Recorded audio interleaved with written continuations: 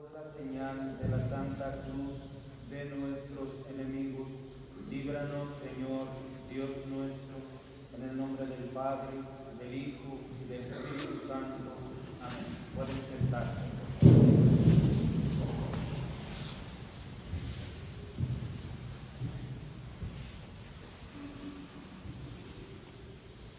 Etunde hoc mihi ut veniat mater Domini mei. Amén. ¿Y de dónde esto que me sucede?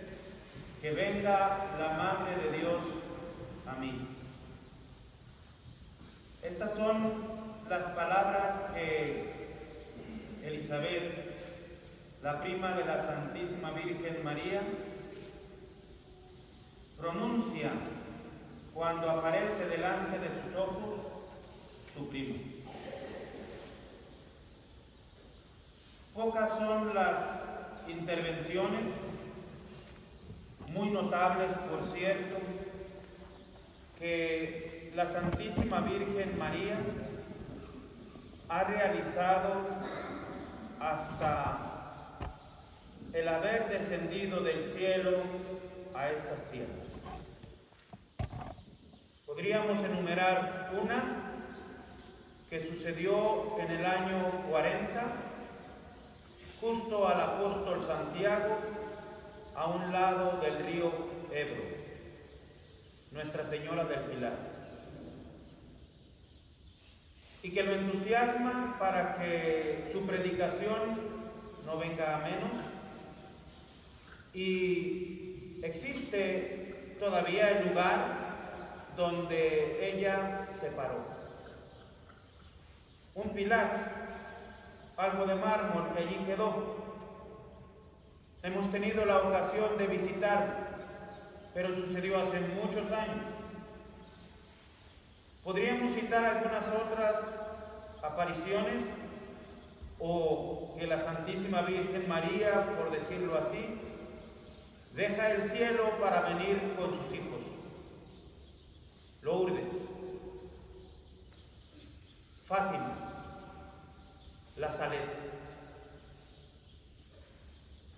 En cada una de estas apariciones ha sido un mensaje claro que viene a traer, y de alguna manera permanece conforme a los videntes lo que ellos expresan cómo fue esta aparición.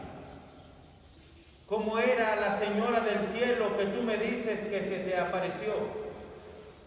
En algunas ocasiones mencionaba con claridad: yo soy la Inmaculada Concepción. Y habían pasado solamente 4 años que se declarara este dogma. Pero si seguimos la historia, si nos posamos en la intervención que la Santísima Virgen María hizo en nuestras tierras, es muy particular. Que deja el trono celestial, por así decirlo, y cumpliendo su misión de corredentora, es decir, que toma parte en la redención del género humano, baja y asiste a sus hijos y ayuda a los misioneros que llegaron a estas tierras después de 10 años de la conquista, que abandonaron sus lugares y en la santa obediencia, cumpliendo cabalmente sin temor a que los de aquí se los comieran o a las complicaciones de la misión que les había sido encomendada, predicaban denodadamente la fe de nuestro Señor Jesucristo. Pero costaba trabajo. Los nuestros, los que aquí vivían, aunque eran sumamente religiosos, eran duros porque los tenían envueltos en las tinieblas de la idolatría y de la muerte, el demonio abrazados. Tan es así que después de una y otra vez que predicaban, muchas cosas no podían quitarles, porque se aferraban y el demonio no los iba a entregar con facilidad. Ellos ponían sus dioses o sus demonios al pie de la cruz y fingían que iban a adorar a nuestro Señor crucificado. Los misioneros se dieron cuenta, y el cielo también. 10 años después de que se terminara la conquista por Hernán Cortés y los suyos, baja la Santísima Virgen María, dejando su trono celestial a estas tierras, pidiendo la edificación de un lugar. Es que no es demasiado prematuro lo que está pidiendo la Santísima Virgen. Quiero que se me edifique un altar y que allí vengan todos mis hijos a pedir gracias, a sentirse protegidos, a ser escuchados de parte de nuestro Señor.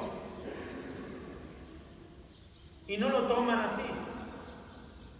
No es algo prematuro, es algo que una vez constatado, la Madre de Dios, por quien se vive, según lo manifiesta Juan Diego, pide verdaderamente que se le edifique un lugar. El relato, como nos lo muestra Antonio Valeriano, que era un magnífico latinista y que era uno de los traductores que existían hacia los españoles y que conocía perfectamente la fe. Ese relato nos recuerda a lo que hizo nuestro Señor con los evangelistas. Es algo muy simple, es algo muy sencillo y que quizá para los que custodian la lengua les es duro para sus oídos, pero es magnífico para el alma la simpleza, y en la simpleza y en la sencillez se encuentra la grandeza de Dios mismo. Cuando se define a Dios, Él no se define: yo soy el omnipotente, el creador del cielo y de la tierra, y no hay alguien más tan poderoso como yo, y estoy en todos los lugares del mundo a la vez, y en mí no existe el tiempo. No, la definición es muy simple: yo soy el que soy. Por eso, cuando se dirige el indio Juan Diego a la Santísima Virgen María, le dice: mi niña, la más pequeña de mis hijas, no se vaya a enojar mi niña porque no he cumplido su mandato. ¿No me creen? Y en esa manera de expresar, la Santísima Virgen le sigue hablando.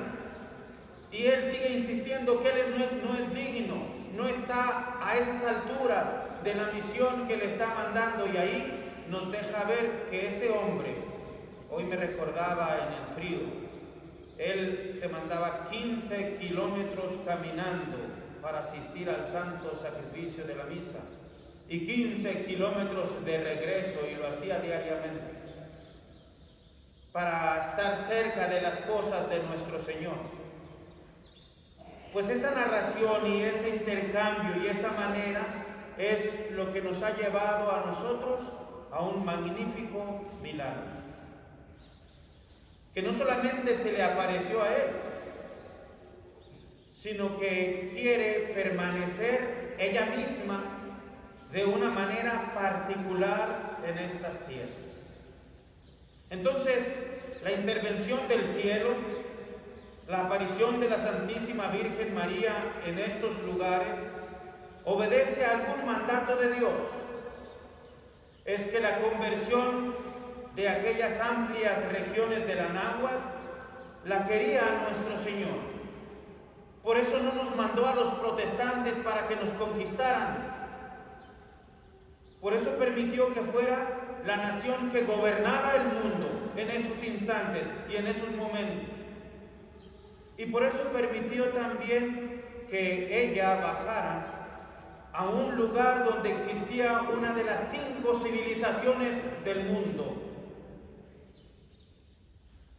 Cuando contemplamos estas cosas, se sale en nuestra cabeza del pensar de cómo lo tenía contemplado nuestro Señor en el orden sobrenatural. ¿Se recuerdan cómo sus apóstoles los mandó a Roma, a las Civitas, a la ciudad? No había otra, por eso le llamaban la ciudad, era la única, y todo llevaba a ella, y todo salía de ella. Pues de esta manera también manda una civilización a su madre. Y estábamos prácticamente en pañales, y después no creían que habíamos entendido nosotros como herederos o como sucesores de los aztecas en qué consistía ser católico. Y cuando hacen la prueba, un español que era incrédulo de esto, y el otro que sostenían que sí entendían los que aquí estaban en qué consistía ser católico, le comienza a explicar en qué casos se encontraba el Pater Noster, el credo, el Ave María. Se lo recita en latín y dice, pero lo pueden repetir quien sea. Y el indio entendió que seguían discutiendo sobre él y comienza a explicar, esta frase está en tal caso, que suple a los complementos que nosotros tenemos. Y por eso se acomoda así, porque el latín manda, el recto latín, que así deba ser. Cuando llegamos a este punto, entonces, esa intervención del cielo y esa conjunción de las almas que aquí estaban, y ese deseo de la Santísima Virgen María que nos arrimemos a ella para pedir las gracias de nuestro Señor, viene a ser catapultado algo muy particular. Después, al pasar el tiempo, íbamos a ser una de las naciones primeras que, en cuanto se declaraba la realeza de nuestro Señor, no íbamos a decirlo con nuestra buena voluntad que amábamos a la Santa Madre Iglesia Católica. Íbamos a afirmarlo con la sangre, gritando que desde aquí amamos profundamente a nuestro Señor. Y cuando le presentan las cabezas de los cristeros al sumo pontífice, no tuvo otra expresión más que llorar delante de aquello que le estaban presentando, porque le informaban que nosotros como mexicanos, atrasados en muchas cosas, no éramos capaces de morir por nuestro Señor Jesucristo. Y el sumo pontífice no solamente lloró, hizo una encíclica dirigiéndola hacia nuestro pueblo y hacia nuestra nación. ¿Y por qué la adornaba de tal manera especial? Por designios divinos. De ahí hemos partido. De donde a mí que venga la madre de nuestro Señor, de mi Dios, a visitarme. Pero no solamente me visitó en aquella ocasión. Ya hemos citado algunas cosas, como hace eco particularmente ese amor que fue sellado en esa ocasión. Permanece continuamente con nosotros. Y díganme si nosotros le vamos a negar algo a nuestro Señor. Y díganme si no estamos catapultados a hacer, no sé, pero algo muy grande, porque el sello es extraordinario, es divino. Y examinan la imagen y le buscan una y otra manera. Es que fue el milagro de las rosas. Las rosas fueron el pretexto para que dejar pintada su dulcísima imagen en el ayate de Juan Diego. ¿Y quién la pintó? Ella misma. Y si siguen examinándola, se dan cuenta que el ayate de Juan Diego tiene 36.6 de temperatura, que es lo que tiene un ser humano vivo. Y si siguen examinándolo, la parte de atrás se ven como dos agujeros donde están los ojos. Y después se rinden cuenta con la alta tecnología que hay muchas personas en la escena de lo que está sucediendo. Y si toman de lado la imagen, se rinden cuenta que la imagen está suspendida, no está plasmada. Y si sacan un filo de la imagen y lo examinan como lo han hecho y lo hizo la NASA, se rinden cuenta en lo siguiente: no hay en el mundo mineral, no hay en el mundo vegetal ni en el mundo humano pigmentación que sea capaz de reproducir la pigmentación que aquí nosotros encontramos. Por eso, Pío XII y de nuevo los sumos pontífices vienen a cerrar de una manera especial, refiriéndose al milagro de la Santísima Virgen de Guadalupe. Dice: se acababan de descubrir las amplias regiones del Anáhuac, cuando de repente floreció el milagro. Y pinceles que no son de aquí de abajo dejaban pintada una imagen dulcísima que la acción corrosiva del tiempo maravillosamente respetaría. ¿Ves que no ha sido nada más una intervención que entusiasma a uno de los apóstoles, a Santiago, para que siga predicando la fe de nuestro Señor? ¿Ves que la intervención que hace en nuestras tierras no ha sido a 1 o 2 o 3 pastorcitos con un secreto, con una misión, y después que ellos describen cómo era la dulcísima señora que les había aparecido? Todavía sigue más, y los sumos pontífices han puesto y declarado aquello que en otra vez o en otro tiempo se atribuyó, pero yo diría que no era para ellos, que era para la Santísima Virgen María, lo del Salmo: non fecit taliter omni natione. Y se lo atribuían los judíos después de los 40 años que habían pasado por el desierto. A ninguna otra nación ha cuidado de tal manera a nuestro Señor. Pero mirando el milagro de las rosas, perfectamente calza esa misma expresión: non fecit taliter omni natione. No ha hecho cosa semejante la Santísima Virgen María con ninguna otra nación. Hay entonces para nosotros como mexicanos un matrimonio, una unión, un ósculo sobrenatural que en nuestras tierras está sellado, que tenemos un tesoro grandísimo, que sigue la Madre de Dios cuidándonos de una manera muy especial. A ella nos cobijaremos y pediremos que nos cubra con su mano y que nos enseñe la entereza del católico, vivir cristianamente nuestra vida, poner a nuestros hijos a su amparo y bajo su patrocinio, creer profundamente en todo lo que nos ha revelado la Santa Madre Iglesia Católica, porque permanece con nosotros. De ahí la alegría y de ahí lo que ha mandado la Santa Madre Iglesia Católica para nosotros como mexicanos. Hoy es un día de guardar, es día de fiesta, subgrave para todos los católicos mexicanos. No obliga en alguna otra parte del mundo, aunque hay muchísimos santuarios en el mundo, pero para nosotros nos obliga a asistir y cumplir. Y si vamos todavía más profundo, son las mismas obligaciones que tenemos para cualquier fiesta de guardar. Y si está a nuestro alcance, hay que honrar a nuestro Señor y a la Purísima Señora, de no trabajar y alimentar nuestra alma con cosas espirituales, tal cual como intentamos hacerlo cada domingo por una invención que hemos tenido desde hace muchísimos años y que este año cumplimos 25 años, cada domingo haciendo lo mismo.